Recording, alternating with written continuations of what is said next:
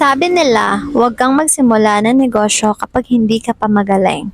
Ang sagot ko naman dyan ay magsimula ka para maging magaling ka. Ito yung maling connotation or mindset na meron tayo na bago tayo magsimula ng negosyo ay dapat magaling na tayo sa negosyong tatahakin natin.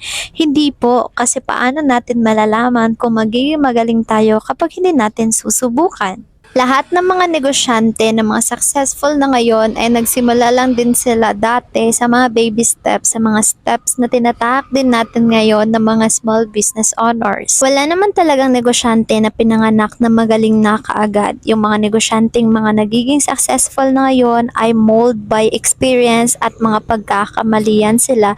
Kaya ngayon, alam na nila yung sistema at proseso sa pagpapatakbo ng kanilang negosyo.